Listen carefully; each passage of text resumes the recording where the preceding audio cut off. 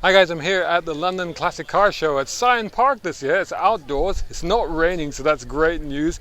And there's lots of great individual exhibits. There's clubs that are exhibiting, there's dealers that are exhibiting, there's the famous pop band colour Ian Cook, who did my picture, the Toyota Supra, he's behind there, he's exhibiting. But there's also segments, there's little areas where there's certain cars are there. Like some of them have a theme, like if you look behind me on that side, you can clearly see a hot rod American theme going on over there. And in fact, one of those cars on the other side there was definitely at the recent London Concourse, and I had 9 videos on that. You'll see a video on that one in that. But then you have collections like this, which I'm not really sure what binds them, but there's some very interesting cars here. For example, the Ford RS200, the rally car champion that never quite fulfilled its remit. You know, it was one of those things that didn't quite manage to do what it was meant to do. And then over there you've got Maserati, but then you've got, of course, the absolute legend. Look at the number plate on that. F40 BG, isn't that awesome? And the F40, of course, is magnificent. The F40 for me is a car that I think is the last real Ferrari, in the sense that Enzo Ferrari himself signed it off. It's the car that I own a Model 2. I did a video about it's not easy being a brown car guy, in which I have that model, and I still have the same model, which I queued up outside of Hamley's before it opened to get the first Borrego model. And over here is a very interesting car. Now this is the Alfa Romeo SZ. They did this as a convertible as well. This is the coupe.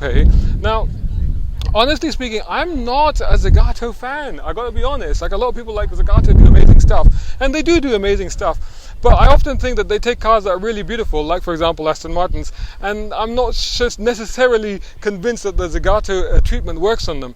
And here again, this is a car that you couldn't describe as pretty, but you can certainly describe it as arresting. And despite what I've just said, I actually have always liked this. I liked it from the first time I saw it, even though it didn't necessarily represent an Alfa Romeo to me, but it's just brutal look, its brutal style was really standout. There was just like nothing like it at the time, but also the squared off things, the kind of wedge shaped angles, but the bluff front end, the cuts in the bodywork and stuff like that.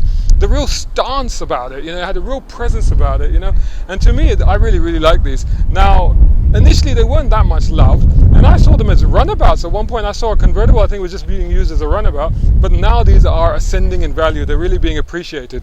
Of course, then you have the Lancia Delta Integrale, and we talked about the Ford RS over there, which never quite fulfilled its potential. That's not true of this car. You know, this was a championship winning car, and you know, I've always wanted a Lancia, I always wanted a Delta Integrale, and instead of ending up with a Delta Integrale, I actually ended up buying a Lancia Prisma symbol. The Prisma was the booted version of the Delta, so that's what I ended up having. I adored that car, except that it broke down a bit too often. That was the only problem with it. And you know, they do rattle and shake quite a lot, I imagine, but they feel incredibly fast. And I did do a video recently, the classic versus new, and I did recommend this car. Check that out on my channel. Cool. There's the F40. I'm just going to go and oogle the F40, because that's what you got to do, because the F40 is just legendary, but so visceral, so real, so mechanical, so incredibly exciting, so incredibly special. Well worth coming down to the show to see these things. Now I'm going to go off and see what else I can find.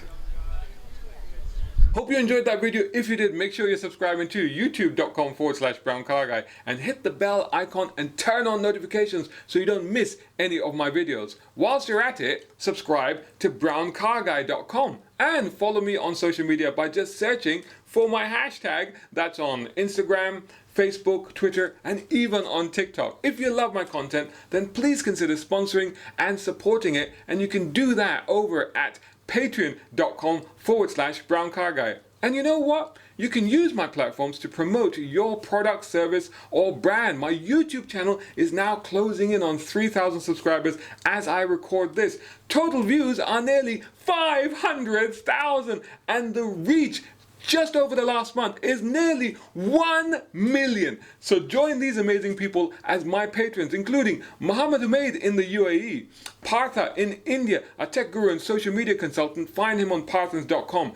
Tom Conway-Gordon here in the UK, Isaac Beauchard in the US. He's got some great deals on cool cars at bespokeautos.com. Reza Adil, check him out at Alizadeh Cigars on Instagram. Mohammed Qasim, business consultant. You can find him at wehms.com. tiles.com, Siraj Abbasi at Tiles Italia on Instagram for luxury floor and wall tiling, Mark Waddell in Canada, Zach Cogiani, a globe-trotting pilot with amazing images for sale at zachcogiani.com, and last but not least, my school champ Shaheer Hakki. Thanks for watching, more cool vids on the way, catch you again in the next one.